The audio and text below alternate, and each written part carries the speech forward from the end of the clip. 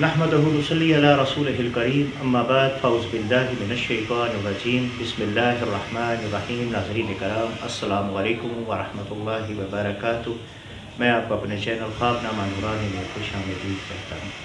ناظرین کرام، کائنات میں زندگی کا تصور پانی کے بغیر ناممکن ہے۔ اللہ پاک قرآن کریم میں فرماتے ہیں وَجَعَلْنَا كُلَّ شَيْءٍ مِّنَ الْمَاءِ، اور ہم نے ہر جاندار چیز کو پانی سے پیدا فرمایا۔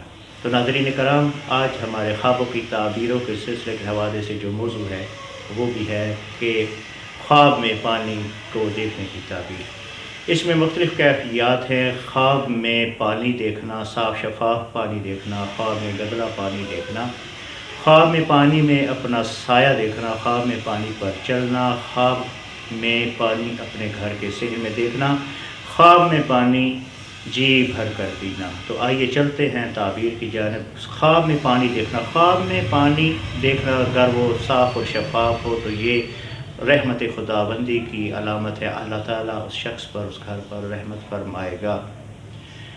خواب میں پانی کے اندر اپنا سایہ دیکھنا، اگر کوئی شخص خواب میں پانی کے اندر اپنا سایہ دیکھتا ہے تو یہ اس بات کی دلیل ہے کہ اللہ تعالیٰ اس کو اولاد نرینہ عطا فرمائیں گے۔ اگر وہ شادی شدہ عورت یا شادی شدہ مرد ہے تو اللہ کریم انہیں بیٹا عطا فرمائیں گے۔ اگر کوئی شخص خواب میں پانی کے اندر گلاب دیکھتا ہے تو یہ اس بات کی دلیل ہے کہ اللہ تعالیٰ اس کو رحمت یعنی کہ بیٹی کی نعمت سے نوازیں گے۔